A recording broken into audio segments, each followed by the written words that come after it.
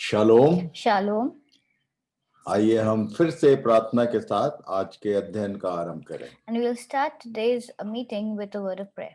प्रेमी परमेश्वर पिता, Dear Heavenly Father, प्रभु यीशु मसीह के नाम से in the name of Jesus Christ, आपके चरणों में आते हैं, we come at your feet. आपका धन्यवाद करते हैं, We thank you आपकी बड़ाई, आपकी प्रशंसा करते हैं। and we praise you and speak of your greatness. आपने लगातार हमारी आत्मिक आंखों को खोला है And you continuously opened our eyes, और आप हमें अपने पास जाने लायक बना रहे हैं and you are making us spiritually good so that we can come to you. और इसलिए प्रभु जी हम सब बातों में आपकी महिमा करते हैं, So Lord, we glorify you in everything आपका धन्यवाद करते हैं। and we thank you. आज के अध्ययन पर फिर से आपकी आशीष हो। And may you bless this meeting time of ours. हम अपने जीवनों को, We give our lives, सारे इक्विपमेंट्स को all the equipments, और जितने पार्टिसिपेंट्स हैं सबको आपके चरणों में सौंपते हैं। and all the participants we give at your feet. हम सबके जीवन से आपकी महिमा हो। And through our lives may your name be glorified. प्रार्थना हमारे प्रभु यीशु मसीह के नाम से मांगते हैं। We ask this prayer in Jesus Christ our Lord. आमीन। Amen. तो कल हमने पिता के विषय में देखा। मनुष्य जब विवाह होती है और उसके बाद फिर जब एक व्यक्ति पिता बनता है तो उसकी जिम्मेदारियां परिवार के लिए क्या क्या है। Yesterday we learned about the role of a father in a family. After a man gets married and then has a child, he becomes a father and his responsibilities increase, and how he carries on these responsibilities we learned yesterday. और आज हम पत्नी के विषय में देखेंगे कि जब वो माँ बनती है तब उसके विषय में बाइबल क्या क्या कहती है। And today we are going to see woman as a mother. वैसे यदि मैं कहूँ कि जो हमने नीति वचन 31 अध्याय में देखा तो मैक्सिमम बातें वहाँ उसमें स्त्री जो एक पत्नी है और माँ है दोनों का रोल वहाँ पर लिखा हुआ है। But if I talk then in Proverbs 31, it is already mentioned a lot about how a woman should be as a wife and as a mother. और इसलिए एक माँ के विषय में बहुत ज़्यादा कुछ बाइबल नहीं कहती है क्योंकि वहाँ उस चैप्टर में उसने पूरा कवरेज किया हुआ है। And the Bible does not speak much about a mother because in Proverbs 31, almost every aspect of being a mother is covered. हम देखेंगे कि माँ के क्या क्या रोल हैं। We will see what are the roles of mother in the Bible. ये उत्पत्ति की पुस्तक 24 अध्याय और उसके 28 और 29 पद में कुछ लिखा है। In Genesis 24, 28 and 29 it's written. लिखा है और उस कन्या ने दौड़कर अपनी माता के घर में यह सारा वृत्तांत कह सुनाया। तब लाबान जो रिबका का भाई था तो बाहर कुएं के निकट उस पुरुष के पास दौड़ा गया। So the girl went running to look and took the news of these things to her mother's house. Now Rebecca had a brother named Laban, and he came out quickly to the man at the water spring. और तब मैंने पिछले sessions में बताया था कि रिबका के पिताजी नहीं थे। And in the previous sessions I had mentioned that Rebecca did not have a father. और उसके घर में माँ थी और भाई लोग थे। And she had brothers and her mother. और तब एलियाजर ने जो कुछ रिबका के साथ किया था उन सारी बातों का वृत्तांत उसने दौड़कर माता को सुनाया। And then when whatever had happened between Rebecca and Eliezer, then she ran to her mother and reported the whole thing. आप ध्यान कीजिए If you pay attention, कि यदि एक घर में पिता नहीं है if there is no father in the तो house, पिता का रिप्लेसमेंट भाई बाद में होते हैं, पहले माँ होती है। the replacement of the father is first the mother and then the brother. यदि आप ध्यान से देखेंगे तो हिंदी में हमेशा पति पत्नी कहा जाता है। If you pay close attention, then in Hindi it's usually mentioned as husband and wife. तो ये जो हस्बैंड एंड वाइफ या पति और पत्नी का सीक्वेंस है लेविटिक्स में इसको बदल दिया। In the sequence of husband and wife has been changed in the book of Leviticus. Levi 19 अध्याय उसके 19 अध्याय उसके 3 पद में लिखा हुआ है, देखिए In मेरे दिमाग से ये बना। 19:3 mentions हेलो तुम अपनी बड़े पापा, अपनी देखिए। माता और अपने अपने पिता का भय बड़े मानना पापा से। और मेरे विश्राम दिनों को मानना, मैं तुम्हारा परमेश्वर यहोवा हूँ। Let मेरे every दिमाग man से give बना। honor to his mother और and मेरे to पास his उसके लिए father and connector नहीं है। keep my Sabbaths. I am the Lord your God. जब पति और पत्नी माता पिता बनते हैं When husband and wife become father and mother, तब लिखा है कि माता को प्रथम स्थान में लिखा गया व्यवस्था में, और पिता जो है वो सेकंड स्थान में। then the mother is put first and the father comes next. परमेश्वर के वचन में उसके लिखने के जो तरीके हैं वो मायने रखते हैं। And whatever is mentioned in the word of God, there is a sequence and a particular pattern which are all important for us to know. परमेश्वर का वचन बहुत ही सिस्टमैटिक है। The word of God is very systematically written. जब एक घर में बच्चे होते हैं Whenever a child is born, तो पिता का स्थान सेकेंडरी हो जाता है और माँ का स्थान प्रथम होता है। then the father takes the second place and the mother has the primary place. घर के भीतर मैं बार बार बता रहा हूँ कि माँ फर्स्ट है और बाप सेकंड है। And time and again I have been saying that within the house the mother is first and then comes the father. Family matter में जब यहाँ पर इंस्ट्रक्शन दे रहा था, परमेश्वर ने मूसा के द्वारा ये लय व्यवस्था लिखवाया, तो यहाँ पर उसने माँ को प्रथम स्थान दिया है और पिता सेकंड जगह पर। And when God was instructing Moses to write down the book of Leviticus, then he had told him about what all to mention, and there he mentioned that the mother is before the father.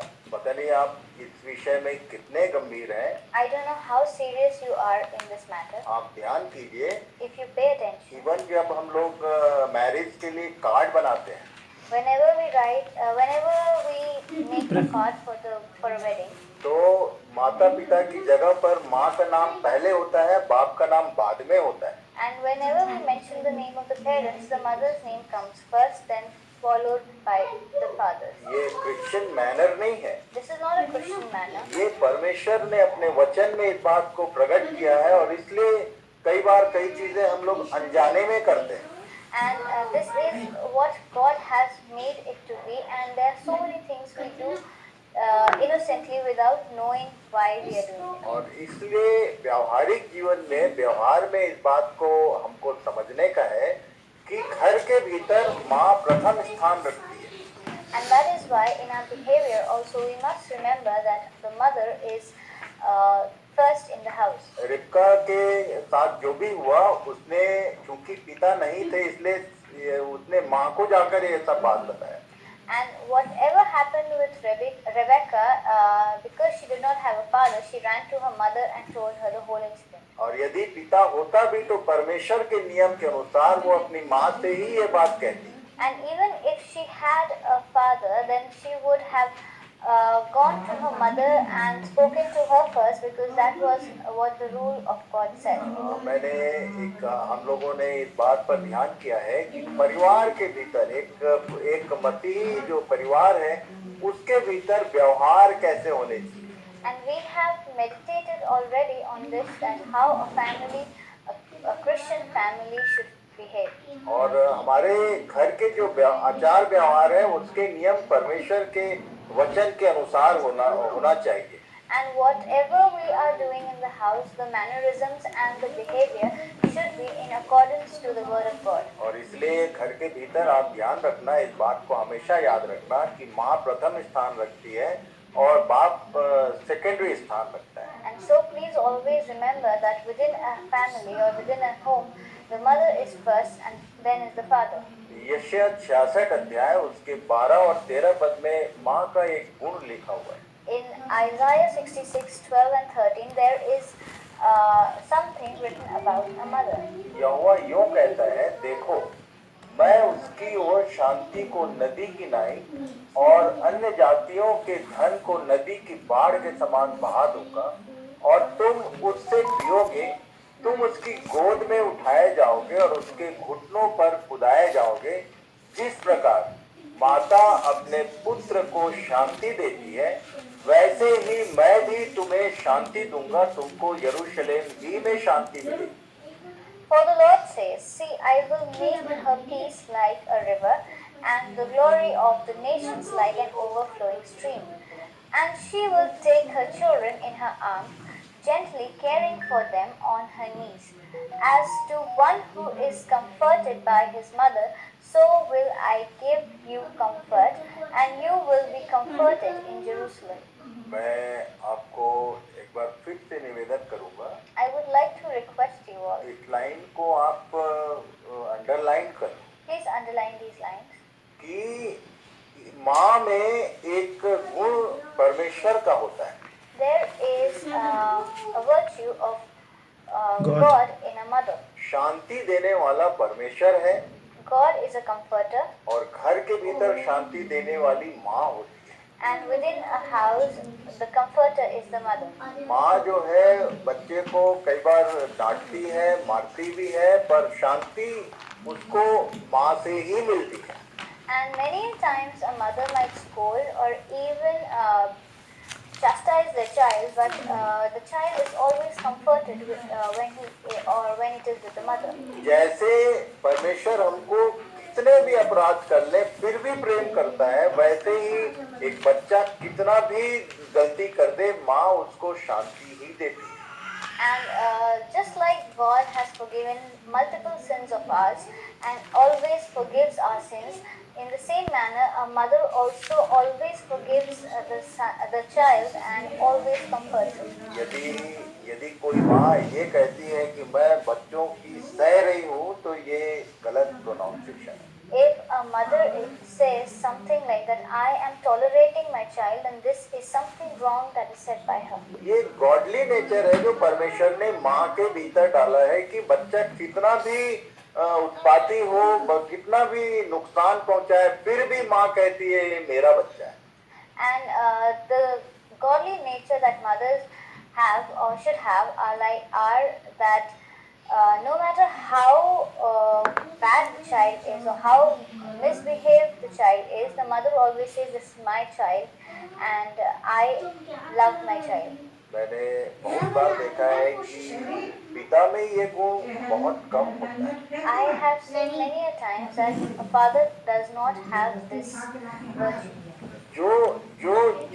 जिस रूप में माँ से एक बच्चे को शांति मिलती है, बाप से उतना उसको नहीं मिलता है। And the way a mother comforts a child, a father cannot. क्योंकि परमेश्वर ने ये ऐसा ही अरेंजमेंट किया हुआ है। Because this is an arrangement made by God. क्योंकि एक बच्चा जो है माँ की गोद में ही बड़ा होता है और अधिकतर माँ के साथ वो ही रहता है, बाप तो हमेशा बाहर रहता है। And a mother is the one who is always with the child, and the father is usually out of the house working. So that is why a child spends more time with the mother. वैसे आज के समय में माता पिता दोनों बाहर होते हैं, But nowadays both the parents are out. काम कई फैमिलीज में माता और पिता दोनों काम में जाते हैं, And in many families both the father and the mother work. पर उसके बाद भी माता का जो व्यवहार है वो अपने बच्चे के लिए, उसका मन बच्चे में लगा ही रहता है।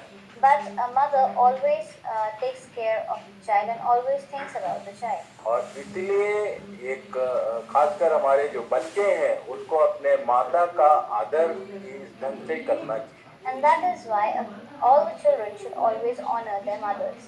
ये परमेश्वर अपने गुण के साथ माँ के गुण को टैली कर रहा है। Here God is comparing his virtue with the virtue of a mother. यहाँ लिखा हुआ है कि परमेश्वर यहोवा यूं कहता है, देखो मैं उसकी ओर शांति को नदी की नाई और धन को नदी की बाढ़ के समान बच्चों की तरफ बहा दूंगा। Here the Lord says that I will make her peace like a river and the glory of the nations like an overflowing stream towards her. माँ से भी सारी बातें नदी की नाई मिलती, And all the things come like a flowing river to the mother. प्रेम भी वैसे ही मिलता है, The love also flows out from her. डांट भी वैसी मिलती है, Scoldings are also in the same way. सब बातें उसकी नदी के समान होती हैं। Everything is like a river from her. बिल्कुल वो परमेश्वर के इस विषय में इक्विवेलेंट होती है। She is equivalent to God in this. और तब जो हमारे प्रभु यीशु मसीह की 7 वाणियां हैं उसको आप स्मरण कीजिए। Please try to recall the 7 sayings of Jesus. वहाँ पर 7 वाणियां उसने विशेष बोली हैं। हर बार गुड फ्राइडे के दिन इस विषयों को खासकर जो मसीही लोग हैं वो स्मरण करते हैं। And there were 7 things that 7 last sentences of things spoken by Jesus, which are always remembered during Good Friday. उसकी माँ के पास और भी बच्चे थे। His mother had more children too. Maryam के और भी बच्चे थे, यीशु के और भी भाई बहन थे। Mary had more children and Jesus had more siblings. पर आप ध्यान कीजिए, यदि पूरे सुसमाचारों को पढ़ेंगे तो हमेशा मरियम इसके आसपास रहती थी। But if you read what is written in the Gospels, then you'll know that Mary used to be very close by or would always be somewhere near Jesus. Even उसके कोड़े मारे जाने के समय में और उसने जो भी तकलीफ उठाया सब बातों की वो आई विटनेस थी।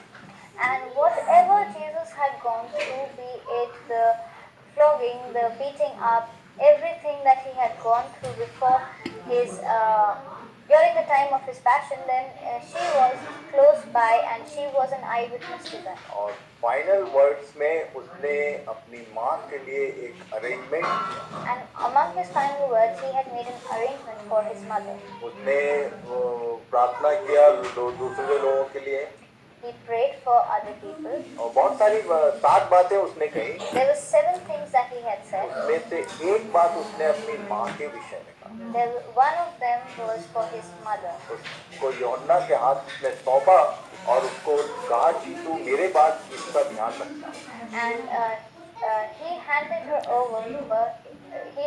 over to John, saying that after me you have to look after her. तो बच्चों को इस बात का एकदम ध्यान रहना चाहिए। Jesus is our role model, मैं बोलता हूँ। Jesus is our role model. We should always remember him and we should always follow him. बच्चों को हमेशा अपनी माँ का विशेष ध्यान रखना चाहिए, वो इसलिए कि यीशु ने ये काम करके दिखाया। And children should look after their mother especially because this is something that Jesus had also done. उसके साथ में और भी स्त्रियाँ थीं। And there were more women with her. और भी कुछ लोग थे। There were more people. पर उसने अपनी माँ के विषय में चिंता वहाँ प्रकट की। But still he was worried about his mother. और तब उसने उसको एक बेटे के रूप में यूहन्ना को उसके हाथ में सौंपा। And then he had given her as then he told John to look after his mother like a son. उसने कहा था कि देख आज से ये तेरी माँ है और उसको अपनी माँ से कहा कि आज से ये तेरा बेटा है। And he had said to John that from today she is your mother, and to Mary he said that he is your son. और तब उसके बाद एक विशेष विषय में मैं आपको बताना चाहता हूँ। I want to talk about something important. जिसको नहीं जानने के कारण कई बार हम जो हमारे जो कार्य क्षेत्र होते हैं वहाँ हमको बड़ी समस्या होती है। And because of which we do not know, we usually get into trouble when in our workplaces or outside home. इसको आप बहुत ध्यान से सुनिए। Please listen to this carefully. और इसको ठीक से समझ के वैसा आप अपने आउटपुट में व्यवहार में लेके आइए। And after understanding this, please put this into your behavior. Put this in normal usage. यशायाह 50 उसके 1 पद में लिखा हुआ है। In Isaiah 51 it says, तुम्हारी माता का त्याग पत्र कहाँ है, जिसे मैंने उसे त्यागते समय दिया था, या मैंने किस व्यापारी के हाथ तुम्हें बेचा? यहोवा यूं कहता है, सुनो, तुम अपने ही अधर्म के कामों के कारण बिक गए और तुम्हारे ही अपराधों के कारण तुम्हारी माता छोड़ दी। This is the word of the Lord. Where is the statement which I gave your mother when I put her away, or to which of my creditors have I given you for money? It was for your sins that you were given into the hands of others, and for your evil doing your mother was put away. आप याद कीजिए Daniel की पुस्तक जब हम लोग अध्ययन कर रहे थे, Please try to recall when we were learning from Daniel. Daniel 9 अध्याय उसके 24 पद को याद कीजिए। Please try to recall Daniel 9 verse 24. जब दानियल को ये बात कही जा रही थी, When this was being told to Daniel, तो दो चीजों को वहाँ मेंशन किया गया। then two things were mentioned. आगे जो भी होने वाला है वो दो चीजों से रिलेटेड था। And whatever next is going to happen is related to two things. वो कह रहा था He was saying कि तेरे लोगों और तेरे नगर के लिए ये सब 70 सप्ताह ठहराए गए हैं। that this is for your people and for your city that these 70 weeks have been arranged. इस लाइन में भी दो चीजों को मैनेज किया गया है। Here also two things have been put. लिखा है यहोवा यूं कहता है, सुनो, तुम अपने ही अधर्म के कामों के कारण बिक गए और तुम्हारे ही अपराधों के कारण तुम्हारी माता छोड़ दी गई। The Lord says, it was for your sins that you were given into the hands of others, and for your evil doing was your mother put away. ये माता कोई किसको है? Whom is he calling mother? इसको समझाना चाहता हूँ I want to explain this to you. कि तुम तो बिक गए, तुम्हारी माँ भी छोड़ दी गई। That you have been given into the hands of others, and for your evil doings your mother has been put away. और तब यदि आप ध्यान करेंगे गलातियों की पत्री उसके 4 अध्याय में 2 माताओं का वर्णन है। If you read the book of Galatians chapter 4, then there is a mention of two mothers over there. ये सब हमने अध्ययन किया है। ये कहाँ लिखा हुआ है? आज का पहला होमवर्क आप इसको खोजिए। We have seen all of this. Where is it mentioned?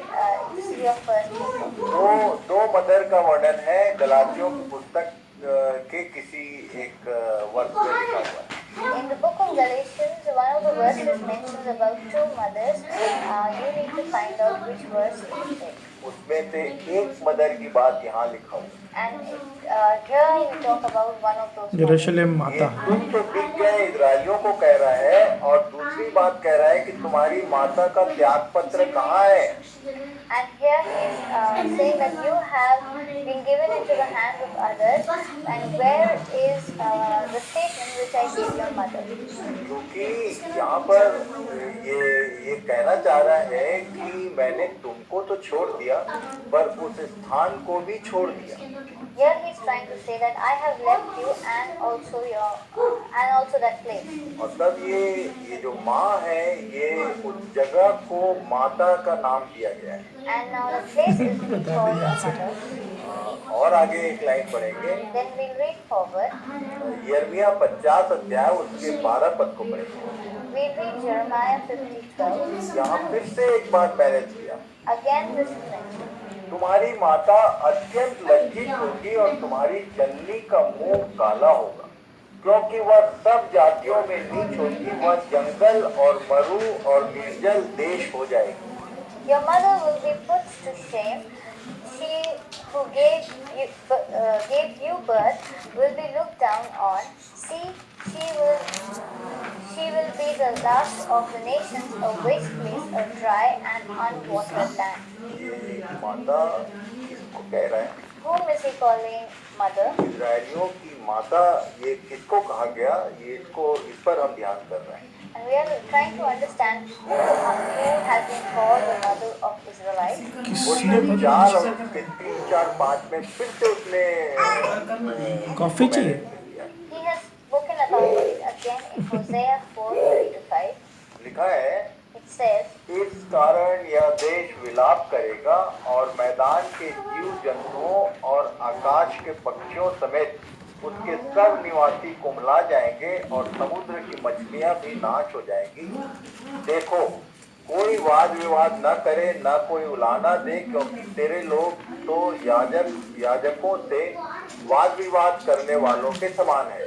तू दिन दोपहरी ठोकर खाएगा और रात को वैश्यता भी तेरे साथ ठोकर खाएगा और मैं तेरी माता को नाश करूंगा।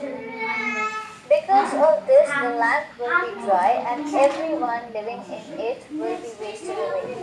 And the beasts of the field, and the birds of heaven, even the fish of the sea, will be taken away. Let no man go to law or make protest, for your people are like those who go to law with a priest.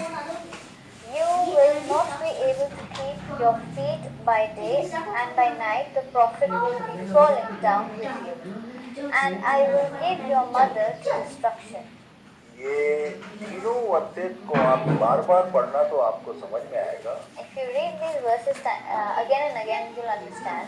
वो जो देश था इनका जहाँ परमेश्वर ने इनको पहुंचाया था, जो प्रॉमिस लैंड था, उस देश को, उस जगह को ये बार बार उसकी माता का नाम दे रहा है। Then you'll know that the place where God had promised them and the promised land that they had lived, that God had helped them reach, is the place time and again God is calling it as their mother. आपने एक शब्द सुना होगा, You might have heard a word, Motherland. motherland, इसको हिंदी में कहते हैं मातृभूमि। and in Hindi it is known as Mathrubhumi. ये जिस स्थान पर पैदा हुए थे उस जगह के विषय में बार बार कह रहा है। This is time and again being spoken for the place where they had been born. मैं आपको आगे कुछ बात बताऊं। Let me tell you, गलातियों 4 और उसके 24, 25, 26 को ही पढ़ना, वहीं इसका वर्णन लिखा हुआ है। in Galatians 4, तो 24 बताई थी, it's mentioned. और जो दोनों माता है उनके विषय में यहाँ लिखा है। It's mentioned about both the mothers. आप पढ़ लेना, मैंने आपकी सहायता कर दी है, होमवर्क नहीं, मैंने बता दिया कि ये वहाँ लिखा हुआ है। I have told you where it's mentioned. Please read it. It's not a homework now. अय्यूब 1 और उसके 21 पद में अय्यूब ने भी एक बात कही। Job has also said, मैं अपनी माँ के पेट से नंगा निकला और वहीं नंगा लौट जाऊंगा। यहोवा ने दिया, यहोवा ही ने लिया, यहोवा का नाम धन्य है। Job 1:21. With nothing I came out of my mother's body, and with nothing I will go back there. And the Lord gave me, and the Lord has taken away. Let the Lord's name be praised. ये यहाँ पर ये माँ जो word use किया है, Here the word mother which is used. ये पुराने नियम में लोग जो अपने जन्म स्थान को ही माँ कहते थे। And the place where people used to be born in the Old Testament, they used to call it their motherland. बीच में हमारे भारत देश में एक बहुत बड़ा क्राइसिस आया था। There was a big problem which had happened in India. कि स्कूलों में विशेष करके वंदे मातरम कहना जरूरी है, इसके पीछे भारत देश के कुछ लोगों ने जोर लगाया। And many people had pressurized that in every school the word Vande Mataram has to be said. मैं आपको बताऊं Let me tell you, कि वंदे मातरम बोलने से कोई बहुत बड़ी समस्या नहीं है, ये कोई पूजा पाठ करने वाली बात नहीं है। and by saying the word Vande Mataram, it is not a big thing, it is not something about worshipping it. परमेश्वर ने ये जगह विशेष को जहाँ एक व्यक्ति जन्म लेता है उसको माँ के साथ तुलना किया है। God has compared the place where a person is born as a mother. Being Christian यदि आपसे कोई पूछे कि आपकी मातृभूमि क्या है तो आप क्या बोलेंगे? ये इजराइल हमारा मातृभूमि। But being a Christian, if somebody asks you what is your motherland or where is your motherland, will you answer the Israel? आप वेस्टर्न कंट्रीज के किसी कंट्री का नाम लेंगे? Will you take the name of some Western country? Vande Mataram का मतलब होता है I honour my mother India. But the word Vande Mataram basically means I honor my mother India, Motherland, my motherland. मेरी जो जन्मभूमि है वो भारत देश है और इसलिए मैं उसका आदर करता हूँ। And that my place, my motherland is India, and I pay respect or honor it.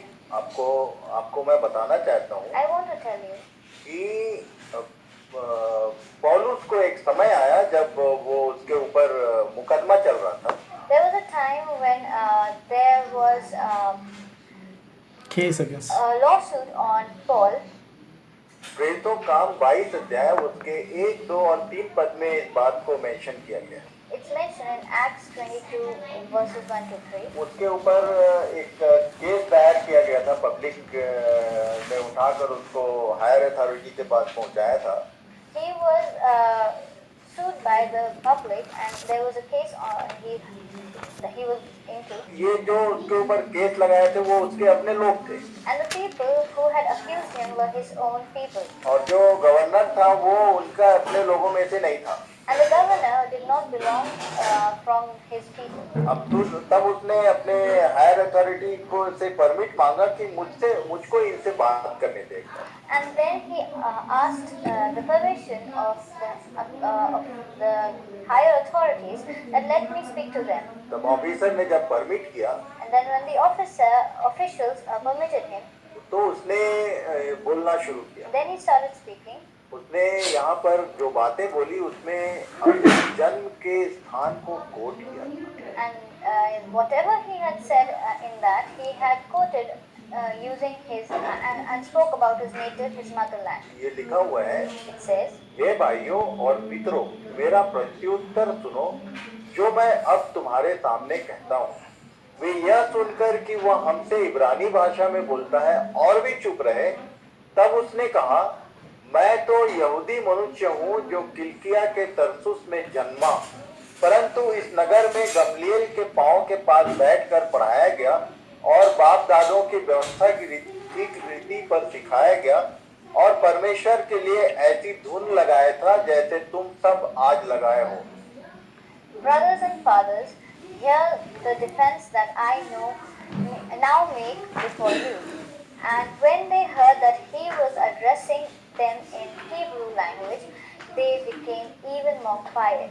And he said, I am a Jew, born in Tarsus in Cilicia, but brought up in this city, educated at the feet of Gamaliel, according to the strict manner of the law of our fathers, being zealous for God, as all of you are this day. मैं आज आपको समझाना चाहता हूँ I want to explain you today कि भारत देश के लोग हम लोग को विदेशी बोलते हैं, that the people of India call us foreigners. जबकि अभी देखिए कि किसानों का एक आंदोलन चल रहा है। You can see that there is a strike going on, there's a protest going on by the farmers. वो बार बार कह रहे हैं कि हम हिंदुस्तानी हैं, हम भारत देश के नागरिक हैं।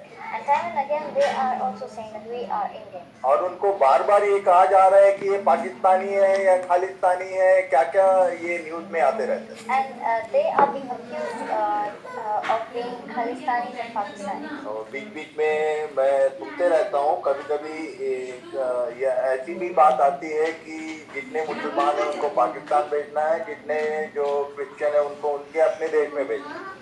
And many a times these things arise that all Christians need to return to their own countries and to their own particular country, and the Muslims need to go to Pakistan.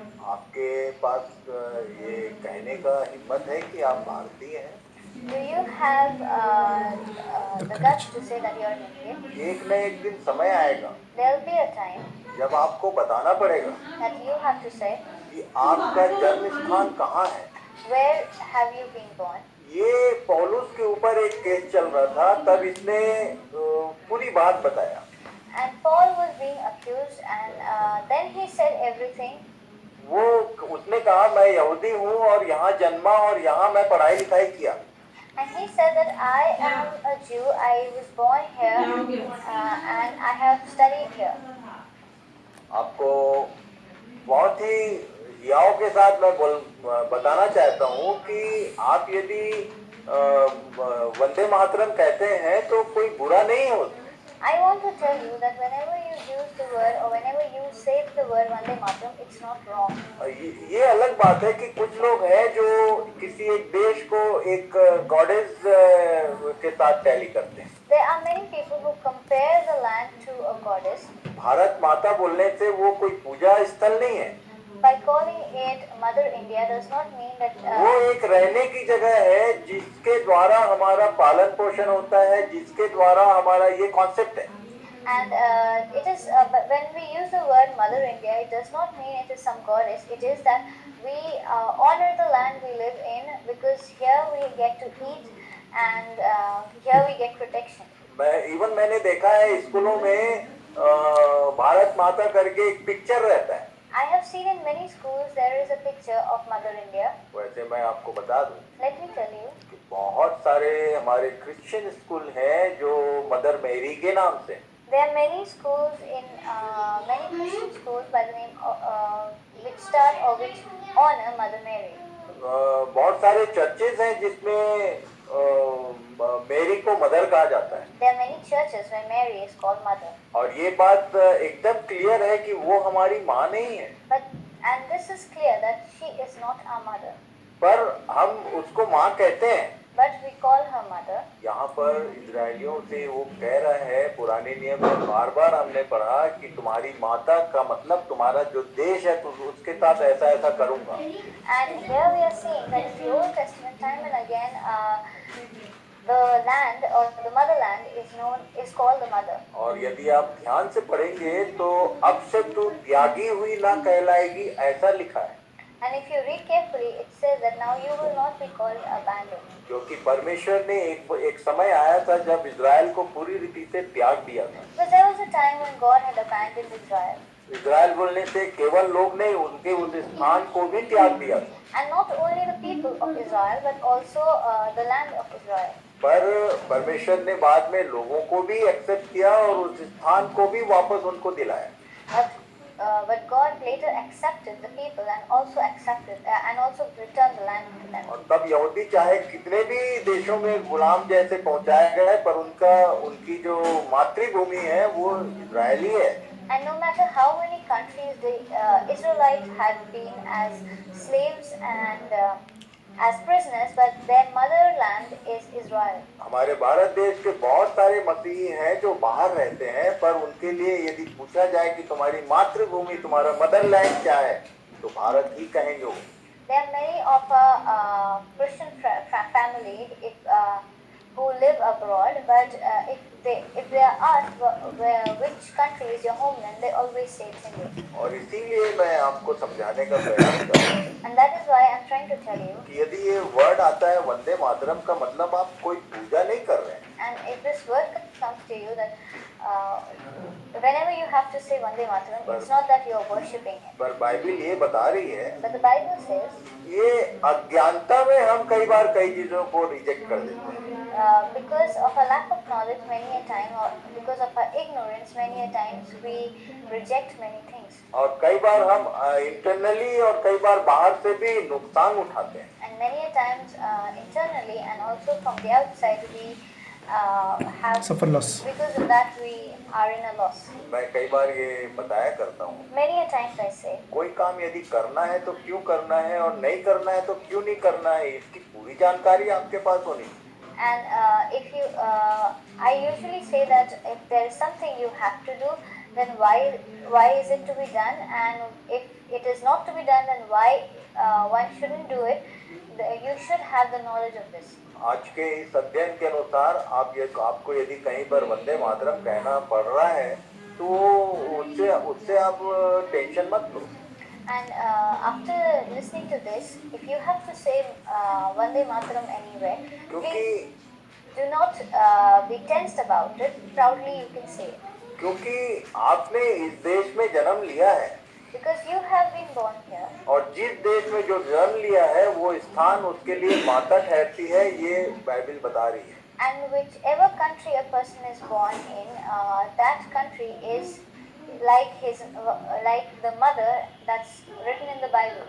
Born जिस जगह आपका जन्म हुआ वो जगह आपके साथ जुड़ा हुआ है। Wherever you're born, that place is with you. जो बॉर्न अमेरिकन हैं उनके लिए जन्मभूमि या मातृभूमि वो अमेरिका ही है। The ones who were born in America, their homeland or their mother country or motherland is America. और जो लोग भारत देश में जन्म हुए लिए हैं उनका जन्मभूमि भारत है। And the people who were born in India, their motherland is India. इसको थोड़ा और ठीक से हम समझ लें। Let us understand this in a better way. इब्रानियों की पत्री 11 अध्याय उसके 8, 9, 10 में इससे संबंधित कुछ बात लिखी है। In Hebrews 11, 8 to 10 it's mentioned. यदि हम इस जगह पे जन्म लिए हैं तो इस जगह का आदर करना, जिसकी रोटी हम खाते हैं, ये आवश्यक है।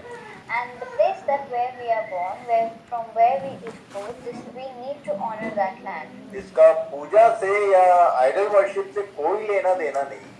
It is nothing to do with idol worship or with worshipping that place. ये इब्राहिम के विषय में लिखा है। It mentions about Abraham. विश्वास ही से इब्राहिम जब बुलाया गया तो आज्ञा मानकर ऐसी जगह निकल गया जिसे मिरास में लेने वाला था, और यह न जानता था कि मैं किधर जाता हूँ, तो भी निकल गया। विश्वास ही से उसने प्रतिज्ञा किए हुए देश में, जैसे पराये देश में परदेशी रहकर इसहाक और याकूब समेत जो उसके साथ उसी प्रतिज्ञा के वारिस थे, तंबुओं में वास किया, क्योंकि वह उस स्थिर नेव वाले नगर की बाट जोहता था जिसका रचने वाला और बनाने वाला परमेश्वर है। By faith, Abraham obeyed when he was called to go out to a place that he was to receive as an inheritance. And he went out, not knowing where he was going. By faith, he went to live in the land of promise, as in a foreign land, living in tents with Isaac and Jacob, heirs with him of the same promise. For he was looking forward to the city that has foundations, whose designer and builder is God.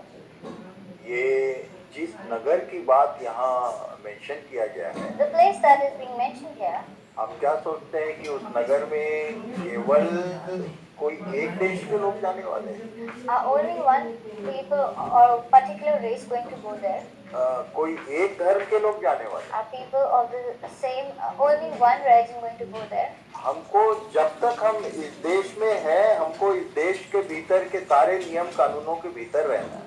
And till the time we are there in this country, we need to follow all the rules of the country. पर ये इसलिए क्योंकि इसको मालूम था कि ये नगर permanent नहीं है, कहीं एक जगह मुझे जाना है, इसलिए उसने परमानेंट निवास स्थान नहीं बनाया। And because he knew that this was not a place of his, that he is permanently going to settle in, that is why he did not make it his permanent home. क्या इब्राहिम घर नहीं बना सकता? Abraham, was it that Abraham could not build a house पर for वो himself? तंबुओं में उपवास करता था, But he used to live in tents. क्योंकि उसको मालूम था कि अभी थोड़े दिन में मुझको प्रभु जहाँ बोलेगा वहाँ मुझे जाना है।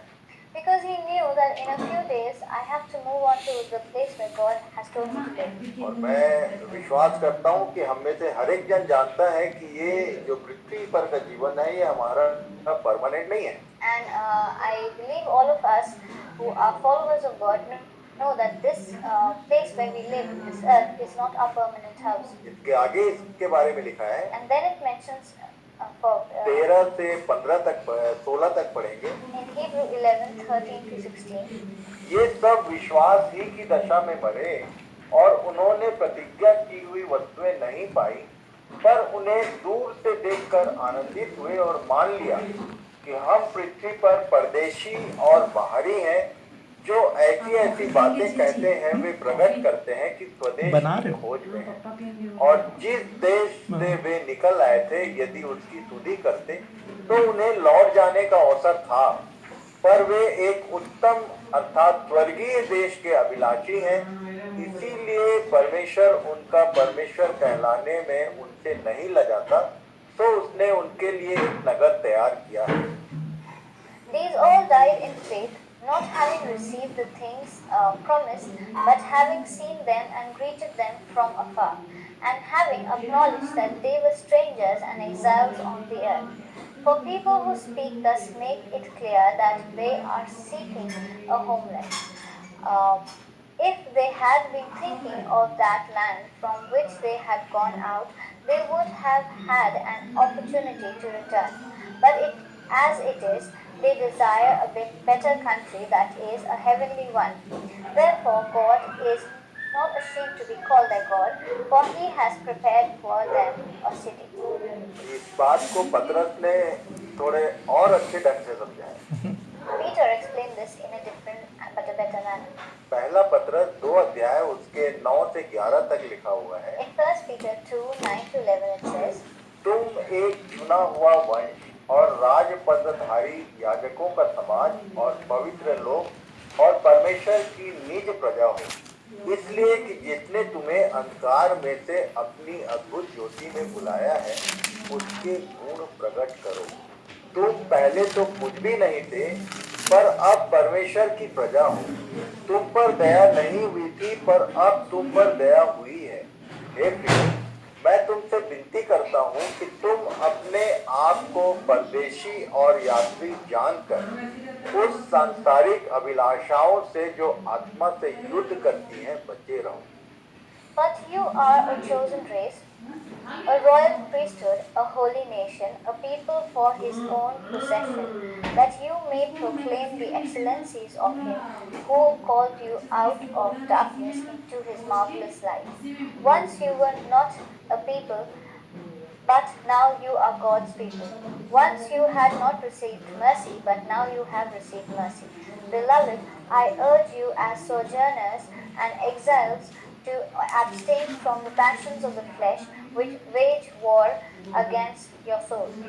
कई बार हम लोग 9 पद को पढ़ के और बहुत खुश होते हैं Many a times we read verse 9 and we are very delighted कि हम चुने हुए लोग हैं। that we are a chosen race. और उसके बाद आगे जो कुछ लिखा है इसके विषय में बहुत कम लोग हैं जो ध्यान करते हैं। And then what is written next, very few people think about it. लिखा है तुम चुना हुआ वंश, It's mentioned that you are a chosen race. राजपदधारी याजकों का समाज, You are a royal priesthood, पवित्र लोग a holy nation, और परमेश्वर की निज प्रजा हो। and you are for his own possession. इसलिए For what? निज प्रजा इसलिए हो कि जिसने तुम्हें अंधकार में से अपनी अद्भुत ज्योति में बुलाया है, उसके गुण प्रकट करो। That you may proclaim the excellencies of him who has called you out of the darkness into his marvelous light. आपको मालूम है कि यीशु इस दुनिया में क्यों आया था? Do you know why Jesus came on this earth? केवल 2 काम। Only for 2 things. उसने स्वर्ग के राज्य का समाचार दिया He preached about the kingdom of heaven, और दूसरों के लिए अपने आप को बलिदान कर and he sacrificed himself for others. और जितने जो चंगाई के काम हैं वो बहुत कम थे और वो सेकेंडरी काम थे। And all the works of healing and miracles were all secondary. मुख्य बात उसकी थी कि वो स्वर्ग के राज्य को प्रकट करे और अपने आप को स्वर्ग के राज्य में जाने के लिए मार्ग प्रशस्त करे, बलिदान करे। And his main work was to preach about the kingdom of heaven and to sacrifice himself so that there is a way for us to go into heaven. यहाँ लास्ट लाइन में लिखा हुआ है, In the last line it says, हे प्रियो, मैं तुमसे विनती करता हूँ कि तुम अपने आप को परदेशी और यात्री जानकर उस सांसारिक अभिलाषाओं से जो आत्मा से युद्ध करती है बचे रहो। Beloved, I urge you as sojourners and exiles to abstain from the passions of the flesh which wage war against your soul. आपको याद होगा If you remember, किसी ने पूछा था कि तू कहाँ रहता है, मैं देखना चाहता हूँ। somebody asked, where do you live? I want to see. तो तब उसने जवाब दिया था कि लोमड़ियों के तो भट्ट होते हैं, पर मेरे परमेश्वर के पुत्र को सिर रखने की जगह नहीं। Then he said that even wolves have places to have a shelter, but the Son of God does not have any place to rest his head. अब या तो वो जंगल में रात बिताता था या तो कुछ एक आध घर में रात बिताता था। This basically means that either he spent his night or where he would sleep in the forests, or he would be at somebody's home for the night. क्योंकि वो उसने अपने आप को परदेशी और यात्री पूरी रीति से प्रमाणित किया। Because he made himself as a sojourner and a foreigner in man. कई बार हम लोग बाहर घूमने जाते हैं, नहीं मेरा तो ये रखा है। यात्रा करते हैं, When we travel, और तब उस जगह पे जाकर आप कोई परमानेंट घर खोजने का उपाय नहीं करते। when you go to इसका वो कहाँ है जो visit उसका the टॉवल place, देना you छोटा plan वाला। to buy a house there. Time भी ये स्थान हमको जो दिया गया है, For a time being, this place has been given to us. और जो जिस देश में है वो उसी देश के लिए परमेश्वर की ओर से ठहराया हुआ समाचार संदेश वहाँ है। And whoever is in, wherever a person is, for that country or that place, he is the one who has the knowledge and has to spread it. यदि पहला पत्र 1 अध्याय के 1 पद से आगे आप पढ़ेंगे तो आपको समझ में आएगा कि ये सारे परदेशियों को पत्र लिखा गया। If you read 1 Peter 1, then you'll know that these were written to all foreigners. ये लोग अपने जन्म स्थान में नहीं थे, These people were not in their motherland. वो कहीं जन्म लिए थे, पर अपने अपने कामों के कारण या तो सताव के कारण ये लोग अलग अलग जगहों पे रह रहे थे। And they were born in their motherland, but they were not living there because of some kind of work. For the work they had to do, or because they were being tortured by the Roman forces. मेरा जन्म स्थान पुणे नहीं है, I was not born here, पर इस कारण से मैं यहाँ आया। but there is a reason I am अरे क्या करना है? बेटे का भी बेटी का भी जन्म स्थान ये नहीं है। my daughter and my son, my daughter-in-law and my और son. तब ये हमारे लिए परदेश है, This is a foreign place for us. पर एक्चुअल हमारा घर जो है, जिस जगह हमने जन्म लिया वो है। But our place is where we were born, इस संसार की दृष्टि से, according to the word. पर परमेश्वर के दृष्टिकोण में ये पूरा संसार हमारे लिए परदेश है। But according to God, this whole world is a foreign land for us. और तब इसके आगे क्या लिखा हुआ है? And then moving forward 12 से 15 पद तक from 1 Peter 2:12 to 15, ये जिम्मेदारी हम में से हरेक की। this is our responsibility. अन्य जातियों में तुम्हारा चाल चलन भला हो, चलो इसलिए कि जिन जिन बातों में वे तुम्हें कुकर्मी जानकर बदनाम करते हैं, वे तुम्हारे भले कामों को देखकर उन्हीं के कारण कृपा दृष्टि के दिन परमेश्वर की महिमा करें। प्रभु के लिए मनुष्यों के ठहराए हुए हर एक प्रबंध के अधीन रहो, राजा के इसलिए कि वह सब पर प्रधान है, और हाकिमों के क्योंकि वे कुकर्मियों को दंड देने और सुकर्मियों की प्रशंसा के लिए उसके भेजे हुए हैं। क्योंकि परमेश्वर की इच्छा यह है कि तुम भले काम करने से निर्बुद्धि लोगों की अज्ञानता की बातों को बंद करो। Keep your conduct among the Gentiles honorable, so that when they speak against you as evildoers, they may see your good deeds and glorify God on the day of visitation. Just be subject for the Lord's sake to every human institution, whether it be to the emperor as supreme, or to governors as sent by him to punish those who do evil and to praise those who do good. For this is the will of God, that by doing good you should put to silence the ignorance of foolish people. यहाँ जो बात कही गई है What has been said here, उसको आप जितने बार हो सकता है उतने बार पढ़िए, please read this as many times as you can. तब आपको समझ में आएगा कि आप जहाँ कहीं भी काम करते हैं, आप अपने कामों को करते हुए परमेश्वर की महिमा को वहाँ प्रकट कर सकते हैं। That then you'll know that wherever you're working, then over there through your work you can glorify God's name.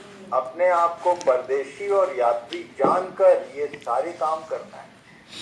Knowing that we are foreigners to this world, we need to still do these things. खासकर जो मैंने देखा है, What I have seen, Vande Mataram का झगड़ा स्कूलों में ज्यादा होता है, that this problem of Vande Mataram is more in schools. और किसी ऑफिस में इसका ज्यादा प्रॉब्लम नहीं है। In many offices, or mostly in offices, such things don't take place. ये स्कूलों में पता नहीं क्यों ये इस विषय को टारगेट किया जाता है। I don't know why, but why is this हमारे topic बिकॉज स्कूल में तो हम लोग गाते थे खासकर वंदे मातरम क्रिश्चियन पूरा। स्कूलों में इस बात के लिए ज्यादा जोर लगाया जाता है। especially it happens in Christian schools. तो आप यदि वंदे मातरम कह देते हैं तो उससे आप क्रिश्चियन नहीं हो जाते, हिंदू नहीं हो जाते। By saying Vande Mataram, you do not become a Hindu. और यदि वंदे मातरम आप यदि कह देते हैं तो उसके कारण आप क्रिश्चियन नहीं ठहरते। And just because you say Vande Mataram does not always mean that you are a good Christian. हमारे काम बताते हैं कि हम मसीही हैं या नहीं। Our works are the things that prove whether we are followers of Christ or not. ये लिखा है कि तुम्हारे भले कामों को देखकर वे एक दिन परमेश्वर की महिमा करेंगे। It says that they may see your good deeds and may glorify God on the day of visitation. Bharat देश में really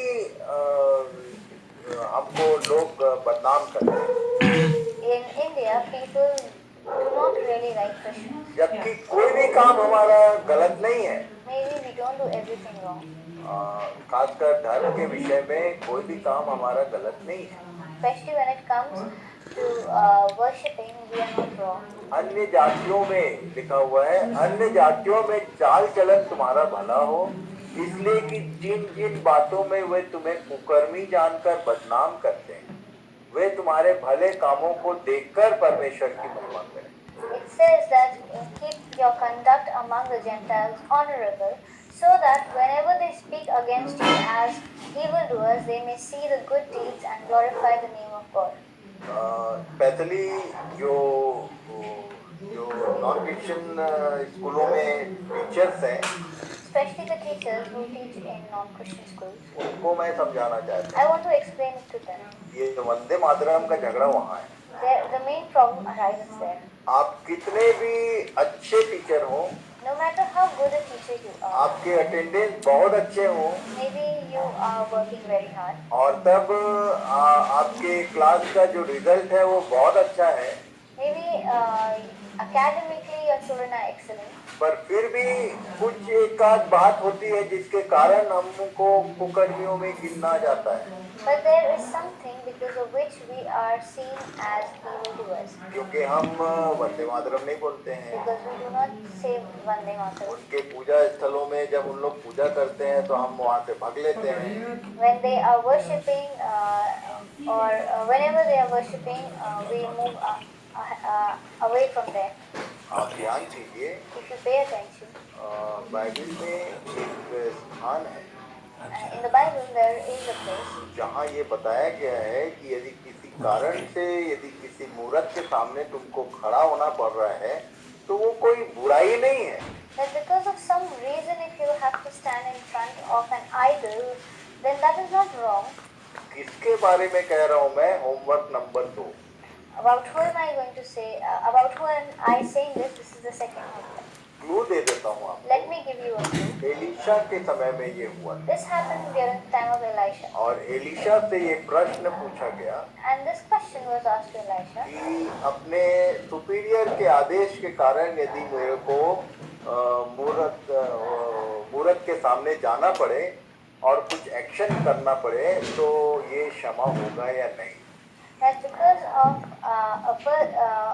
because of my superior person, if I have to go in front of an idol and I have to do some kind of action or I have to worship it, will it be wrong or right? वो chapter को पूरा पढ़ना If you read the whole chapter, आपके लिए homework, this is your homework. और एक बार नहीं कई बार पढ़ना And please read it again and again. कि परमेश्वर ने एक अद्भुत काम किया था That God had done अच्छा। something. और एक व्यक्ति ने जो हायर अथॉरिटी था मन से मान लिया कि परमेश्वर, ये जो परमेश्वर है यही सच्चा परमेश्वर। And God had, and this person had believed from his mind, had believed it in his heart and in his mind that Jehovah is the right God. मन से विश्वासी था, He had believed from his heart, पर उसको outer activity में कहीं पर मंदिर में जाने का चांस था। but physically he had to go out and he had to go to a temple and worship. और उसने एलिशा से क्वेश्चन किया, And he asked a question to Elisha. ये मेरे लिए गलत तो नहीं हो जाएगा? I hope this doesn't go wrong with me. और तब एलिशा ने क्या जवाब दिया, ये आप ध्यान रखना और याद रखना। And what Elisha answered him, please remember it and keep it in mind. तो ये छोटी छोटी बातों में आप परेशान मत। With these small petty things, please do not be disturbed. यहाँ लिखा हुआ है It says कि तुम्हारे जो भले काम हैं उनको देखकर एक दिन ये परमेश्वर की महिमा करेंगे।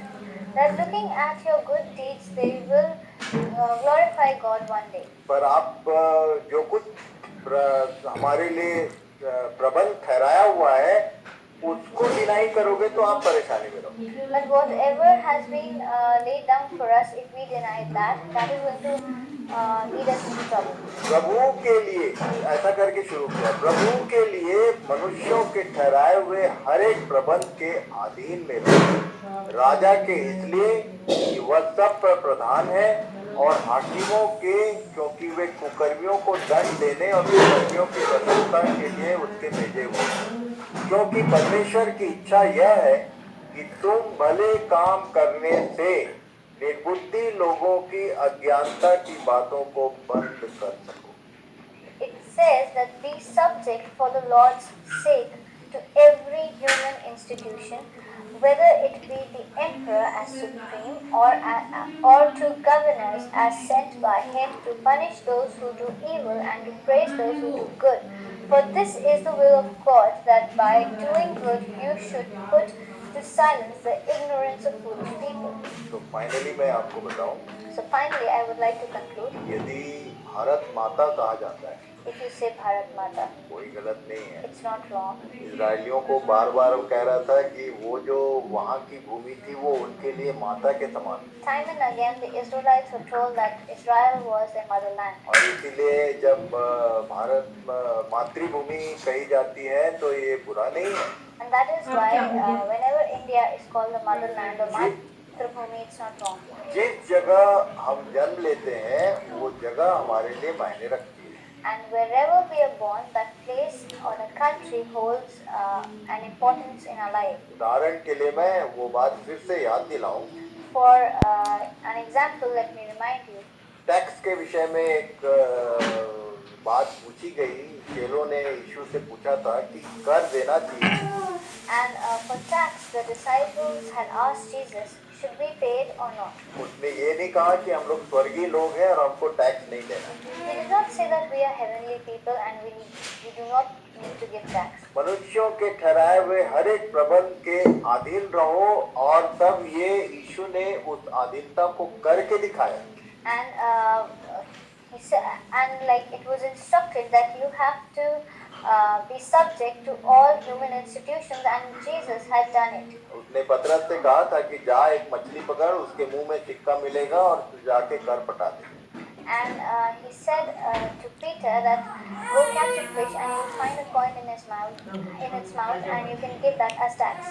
और तब हम लोग आगे विषय में एंटर करेंगे। We'll move forward. हमने देखा कि एक माँ के क्या क्या कर्तव्य होते हैं। We saw what all a mother has to do, her responsibilities. एक नर जो है वो पहले हस्बैंड बनता है, A man first becomes a husband और उसके बाद पिता बनता है। and then becomes a father. वैसे ही नारी एक स्त्री जो है वो पहले पत्नी बनती है, उसके बाद माँ बनती है। Then a woman becomes a wife and a mother. और हमने इन सब बातों पर ध्यान किया। And we concentrated on all these things. एक लंबा होमवर्क आपको देना चाहता हूँ I'm going to give you a big homework. कि पुरुष की हमारे परमेश्वर के जो वचन जो हमको दिए गए हैं उसमें पुरुष की जिम्मेदारी गिर गया अब तो वो। क्या क्या होती है सोशल और स्पिरिचुअल सर्विसेज में, ये आपको ढूंढना है।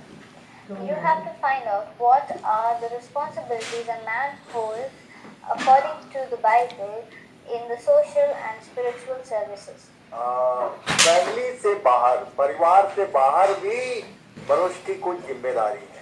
There are certain services a man has to give outside the realm of the family. और इसको आप खोजिए। You have to find out about them. उदाहरण के लिए For example, एक मनुष्य जो है राजा हो सकता है, that a man परमेश्वर के द्वारा ठहराया गया।